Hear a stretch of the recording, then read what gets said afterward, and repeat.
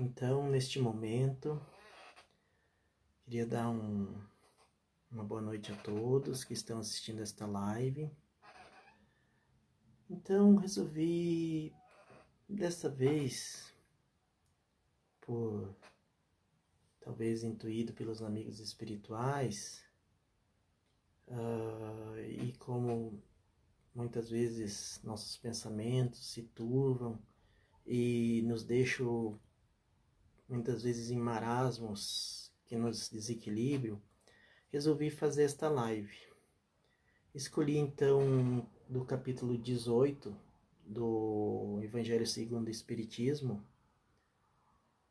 o texto que leva ao título de Reconhece o Cristão por Suas Obras. Mas, como é de praxe, que isso dentro da minha pequenez não deixa de ser uma explanação doutrinária, primeiramente vou pedir licença para fazer uma prece, para que a gente consiga assim ter mais harmonia.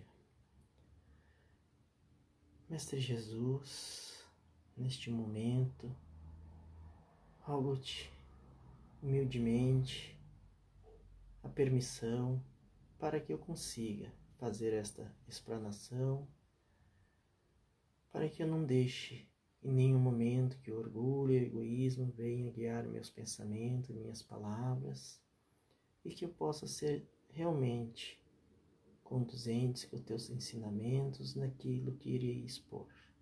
Agradeço pela sua paz, pela sua luz e que assim seja. Então vejamos bem. Por que eu escolhi este tema? É porque muitos de nós, estudiosos da doutrina espírita, quando vamos à casa espírita, achamos muito interessante os ensinamentos, achamos a doutrina maravilhosa, como ela é, assim ou é. Mas o que realmente estamos fazendo com os ensinamentos que lá acolhemos? Ou aqueles ensinamentos que estão nas obras básicas desse Pentateuco maravilhoso, dessa doutrina codificada por Allan Kardec. Então, aos poucos, vamos buscando pensar, refletir. E o texto já começa com uma citação muito interessante que nos cala fundo no coração. Ela nos fala assim: nem todos os que me dizem Senhor, Senhor entrarão no reino dos céus, mas somente aqueles que fazem a vontade de meu Pai que estás nos céus. Escutai essa palavra do Mestre, todos vós que repelis a doutrina espírita como a obra do demônio. Abri os ouvidos, que é chegado o momento de ouvir. Será bastante trazer a libré do Senhor para ser-se fiel servidor seu? Bastará dizer sou cristão para que alguém seja um seguidor do Cristo? Procurai os verdadeiros cristãos e o reconhecerei pelas suas obras. Uma árvore boa não pode dar mais frutos, nenhuma árvore má pode dar frutos bons. Toda árvore que não dá bons frutos é cortada e lançada ao fogo. Então veja bem, nós, como estudiosos, simpatizantes, alguns há mais tempo, outros menos tempo, na doutrina espírita, muitas vezes nos colocamos num pedestal, por simplesmente acreditarmos que a doutrina espírita, por ela ser mais desenvolvida em certos aspectos em relação a outros segmentos, mas tomamos cuidado, porque não é porque vamos constantemente à casa espírita, procuramos participarmos de todos os trabalhos possíveis a quais somos permitidos estar presente, que somos privilegiados, porque não basta ter o conhecimento, não basta já ter a certeza do que estamos seguindo, senão nos modificamos e através desta modificação interior, que é o trabalho pela nossa reforma íntima, não trabalhamos pelo bem do próximo, sendo mais dedicados a fazer o bem, que muitas vezes criamos uma personalidade de boas pessoas que se conduzem como os bons cidadãos na sociedade, mas trazemos ainda o nosso íntimo carregado de sentimentos negativos, de inveja, de rancor, de ressentimento. Então não basta dizer Senhor, Senhor, para entrarmos, como diz aqui na frase, no reino dos céus. Então temos que buscar-nos realmente sentirmos nos nossos corações essas palavras que o Evangelho nos traz, mas principalmente vivenciarmos elas no nosso dia a dia, começando pelo nosso lar. Nosso lar, que é o grande laboratório aonde nos encontramos em a maioria, devido à situação evolutiva que nos encontramos, com espíritos ainda que temos grandes comprometimentos. Mas, como diz o título inicial dessa passagem do Evangelho, que nos convida à responsabilidade de estarmos vivenciando os ensinamentos do Mestre no dia a dia, com nossa família, com nossos amigos, principalmente com aqueles que ainda não conseguimos simpatizar. Vamos ver da onde que saiu essa palavra cristão, que tanto falamos que somos cristãos, seguidores do Cristo. Então, lá nos tempos muito distantes, vou ler aqui um trecho que eu encontrei muito importante para esclarecer isso. O termo cristão foi inicialmente usado por Paulo, por sugestão de Lucas. Lucas é um dos evangelistas, para designar os seguidores dos ensinamentos do Mestre Jesus sem discriminação, uma vez que era assim que eles vinham sendo chamados pelo povo nas comunidades onde atuavam. Naquela época, o cristianismo com este nome não existia, pois os cristãos eram vistos pelos romanos como membros de uma nova seita oriunda do judaísmo e, portanto, como judeus. Então veja bem, Lucas, como médico que era, estudioso, intelectual, usou seus conhecimentos para o bem. Veja bem, ser cristão é tu usar os teus conhecimentos para o bem também. Então, ele, em uma conversa com Paulo, e veja bem, naquela época, veja bem que está sendo importante a gente estudar isso, porque a gente vai desvendando algumas situações que a gente, muitas vezes, parece tão simples, mas é importante de saber para ter certeza do que estamos seguindo, aprendendo, para termos uma convicção ainda maior, porque veja bem, na doutrina espírita somos convidados a ter uma fé raciocinada, com alicerces. Então, esse conhecimento é importante. Não que para fazer que a gente seja melhor ou pior que outros irmãos que ainda não obtiveram esta informação. Então, Lucas resolveu dar uma cara para o movimento daqueles que eram seguidores do Cristo. Então, por isso que desde longínquos tempos essa palavra cristão se firmou.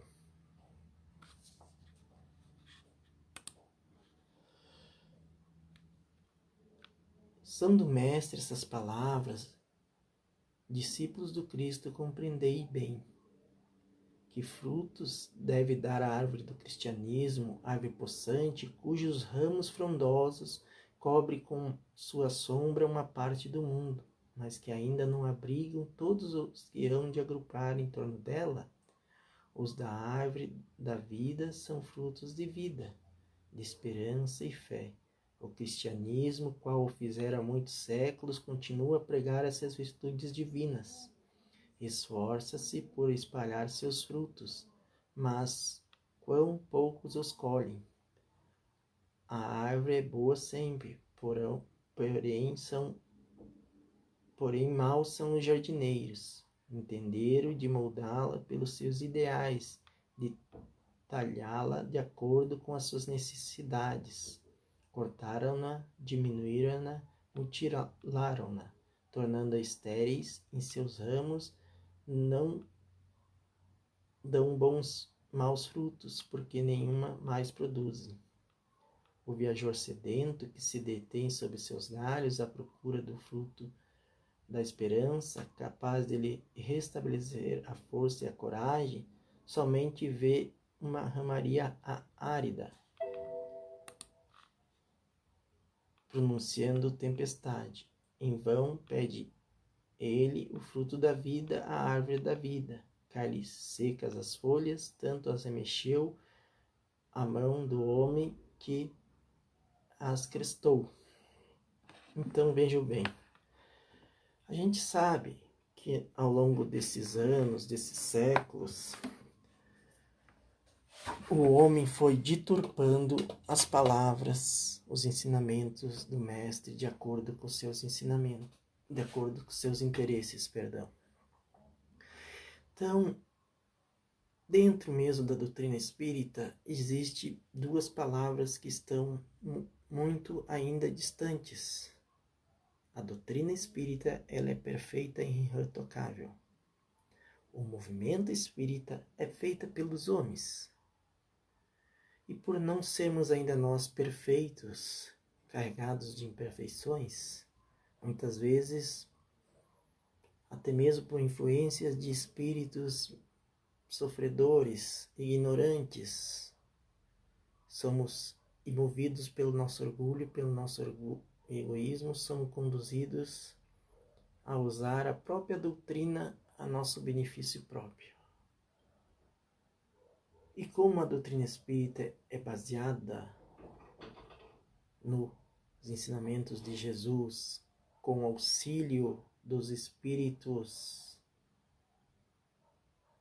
superiores,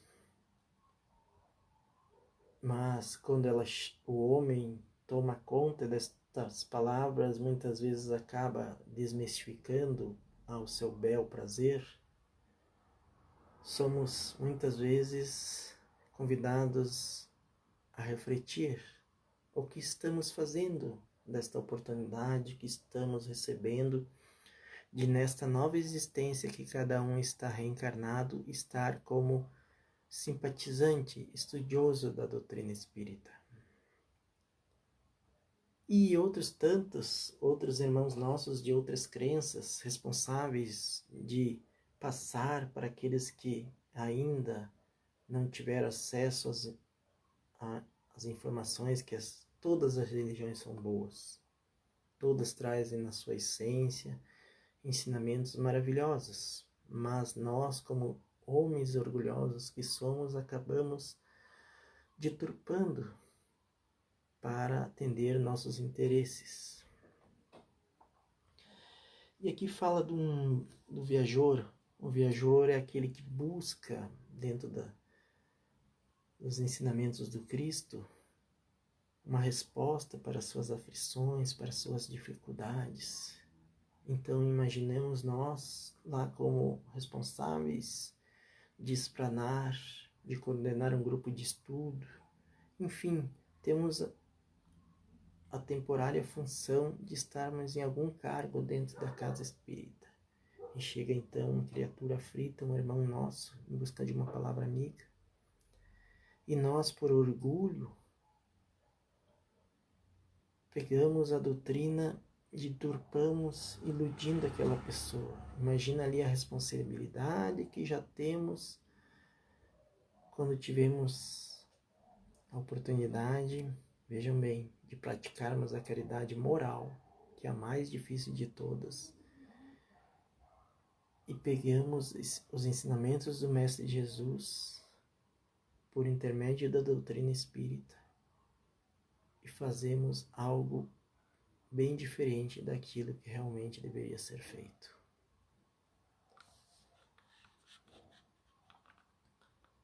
Abre, pois, os ouvidos e os corações, meus bens amados. Cultivai essa árvore da vida, cujos frutos dão a vida eterna. Aquele que a plantou vos concita a tratá-la com amor, que ainda havereis dar com abundância seus frutos divinos.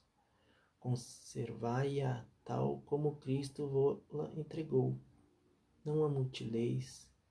Ela quer estender a sua sombra imensa sobre o universo. Não lhe corteis os galhos. Seus frutos benfazejos caem abundantes para alimentar o viajor faminto que deseja chegar ao termo da jornada. Não amontoeis esses frutos para os armazenar e deixar apodrecer, a fim de que a ninguém sirvam. Muitos são chamados e poucos escolhidos. É que há assambarcadores do pão da vida como há do pão material. Não sejais do número deles. A árvore que dá bons frutos tem que os dar para todos. E depois procurar os que estão famintos. Levai-os para debaixo da fronde da árvore e partilhar e com eles do abrigo que lhe oferece. Não se escolhe uvas nos espinheiros. Meus irmãos, afastai-vos dos que vos chamam para vos apresentar as sarças do caminho. Segue os que vos conduzem à sombra da árvore da vida. Então veja bem, isso nos chama a atenção para que nós, que já temos acesso a um conhecimento doutrinário, acesso aos ensinamentos do Mestre Jesus, não sejamos orgulhosos e egoístas, de nos isolarmos, no sentido de não nos contaminarmos com aqueles irmãos, infelizmente, ainda trilham por caminhos de perversidade e de ignorância espiritual. Devemos, sim, ser instrumentos de paz e de harmonia, mas respeitando a todos os pontos de vistas de nossos irmãos de outras crenças. Mas não devemos negar a nossa fé.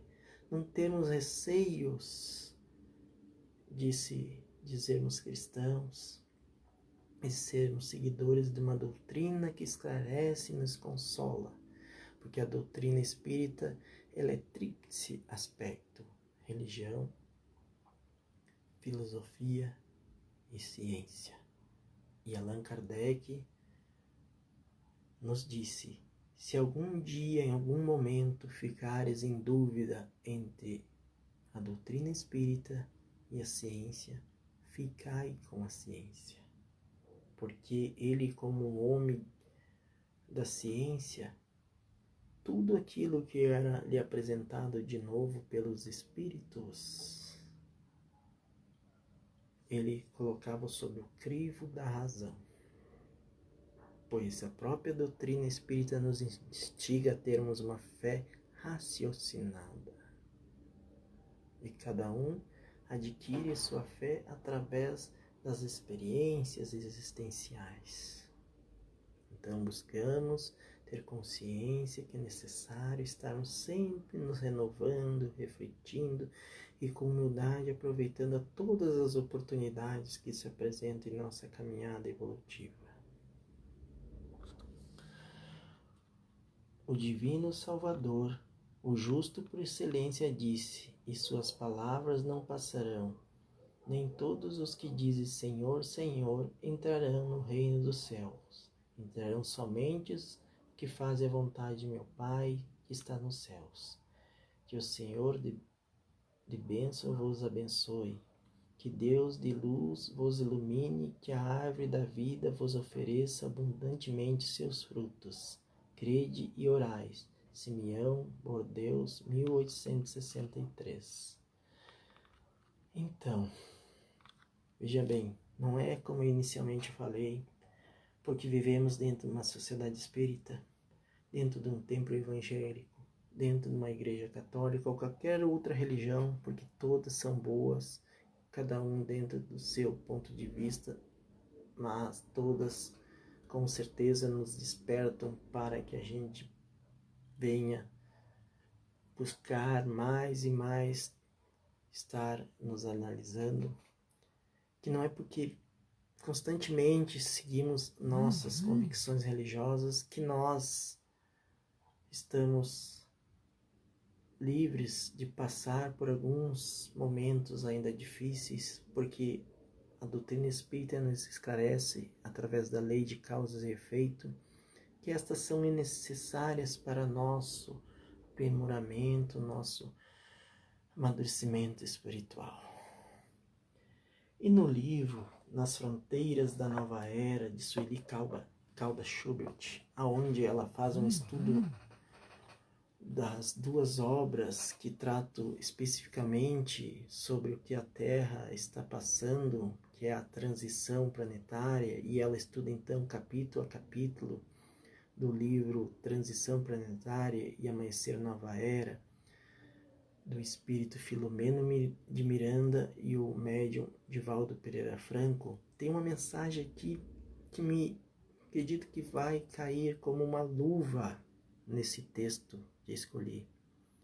A mensagem fala que ainda, infelizmente, nós, como espíritos em evolução, devido ao orgulho e ao egoísmo que trazemos incrustados nos nossos corações, nos afastamos daqueles que têm credos, seguem religiões diferentes da nossa, como deveríamos estarmos usando os conhecimentos que somos portadores, dentro do que nos é permitido, para estar fazendo bem. Então deveríamos nós estarmos em uma só corrente, estarmos junto a nossos irmãos católicos, nossos irmãos evangélicos, procurando uma convivência fraterna, nos respeitando uns aos outros, porque o Mestre disse que se reconheceriam seus seguidores, seus discípulos, portanto, que se amassem. Então, aqui é uma mensagem muito interessante, aonde no capítulo 12 do livro Transição Planetária, fala sobre o trabalho da equipe espiritual em socorro a nossos irmãos daquela tsunami que deu naqueles países asiáticos anos atrás. E vejam bem, o ponto que quero frisar é que nesta equipe espiritual era composto por irmãos que em suas últimas existências pertenceram a vários credos, e eles conviviam ali em uma elevada fraternidade que nós, infelizmente, ainda aqui no plano Terra, devido ao nosso orgulho, ao nosso egoísmo, não conseguimos. Então diz assim: eu vou ler um trecho. A Sueli Caldas Schubert, ela transcreveu do livro Transição Planetária para este livro que ela estuda na primeira parte, o próprio Transição Planetária. É um trecho de uma conversa do espírito Filomeno de Miranda com os seus colegas de colônia espiritual, quando ele já havia retornado então do seu estágio do plano Terra, aonde ele estava junto a esta equipe que foi em auxílio aos espíritos que desencarnaram na onda gigante.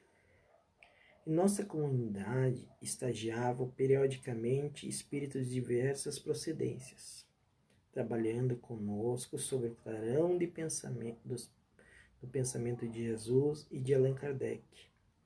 superando os impedimentos dogmáticos e suas crenças antigas e adaptando-se ao padrão universal, está grifado aqui, padrão universal, distante de siglas e de terminologias, mas sempre idênticas pelos objetivos elevados e propostas libertadoras. Esse é o texto. Agora ela vai comentar isso, a Sueli Caldas Schubert. Essa ideia do padrão universal é notável sob todos os aspectos. Realmente, isso é tão claro e ao mesmo tempo tão avançado que a mim emociona. Jesus lecionou o paradigma do amor universal, mas raros entenderam aquela época e ao longo desses 2 milênios. Entretanto, este existe, está ao alcance de quem queira saber, de quem procura. Então, daí que logo adiante nesse texto é citado de Joana de Ângeles, a mentora espiritual de Edivaldo Pereira Franco, que ela em algumas existências, ela animava um corpo físico de uma seguidora da Igreja Católica. Só que hoje ela pertence à falange do Espírito de Verdade que trabalha então para que o bem se torne ainda mais forte e, através da doutrina espírita, se manifeste os ensinamentos desse grupo de espíritos extremamente evoluídos. E para encerrar, que estava quase esquecendo, eu quero citar vários irmãos nossos de diferentes religiões, credos religiosos, que trabalham, seja no plano espiritual, seja no plano terra, independente de segmento que tenham, mas, acima de tudo, prioriza o próximo, deixam de lado preconceitos religiosos, divisas impostas muitas vezes pelo próprio homem. Então, São Francisco de Assis é um espírito de uma envergadura espiritual imensa. Inclusive no livro Transição Planetária cita a importância do trabalho desse nosso irmão, esse espírito tão evoluído nesse processo da transição planetária. Allan Kardec, nosso codificador, Bezerra de Menezes, o médico dos pobres, que trabalha com a sua equipe incansavelmente para dar assistência aos nossos irmãos aflitos. Nesta inclui o que vos fala. Chico Xavier, sem comentários, um espírito que realmente, enquanto reencarnado entre nós, trabalhou constantemente pelos nossos irmãos, psicografou livros maravilhosos com grandes conhecimentos. Então, quero também citar uma frase de Paulo, de extrema elevação. Quem me dera poder estar dizendo isso nessa altura da minha evolução. Então ele diz lá numa das cartas deles: não sou eu mais que vivo, mas o Cristo que vive em mim. Isso ele transcreve em Gálatas, capítulo 2, versículo 20. Também Chico Xavier disse uma frase muito que demonstra a humildade de Chico Xavier. Se eu não tivesse encontrado Jesus no Espiritismo, eu não teria ficado. Também vamos citar a Irmã Dulce, Madre Teresa de Calcutá. Essa, inclusive, enfrentou grandes barreiras dentro da igreja para conseguir sair para as ruas e fazer aquele trabalho que realmente devemos fazer, que é buscar onde existe o sofrimento, conversarmos com nossos irmãos, nos dispormos, não apenas ficar nos livros, que é importante, que nos traz o alicerce para nos espiritualizarmos, mas principalmente vivenciarmos. Então, Madre Teresa tem uma frase muito boa também, muito de grande elevação espiritual. As mãos que ajudam são mais sagradas do que os lábios que rezam. Que vem fechar diretamente com esta de Tiago: a fé sem obras é morta. Então não adianta dizermos sermos portadores de grande fé se não movemos uma palha para fazer a caridade para com nossos irmãos. E oportunidades existem inúmeras pelo mundo, de instituições, de ONGs, que estão aí trabalhando incansavelmente para tentar aliviar o sofrimento de nossos irmãos menos favorecidos. E para encerrar, vou ler uma frase que é do Evangelho segundo o Espiritismo, capítulo 13. O verdadeiro cristão vê somente irmãos em seus semelhantes e não procura saber, antes de socorrer o necessitado, qual a sua crença ou a sua opinião, seja sobre o que for. Então veja bem, ele não chega lá, você é espírita? Não, então fique na miséria. Ele ajuda independentemente de quem esteja, como na passagem do bom samaritano, que Jesus criou aquela linda história para chamar a atenção do povo da época, que não se faz caridade somente para os seus. Somos uma família universal. Eu agradeço por aqueles que estão me assistindo. Tenham todos uma ótima noite, cheia de paz e de luz. E agora vamos fazer uma prece para agradecer esta oportunidade maravilhosa.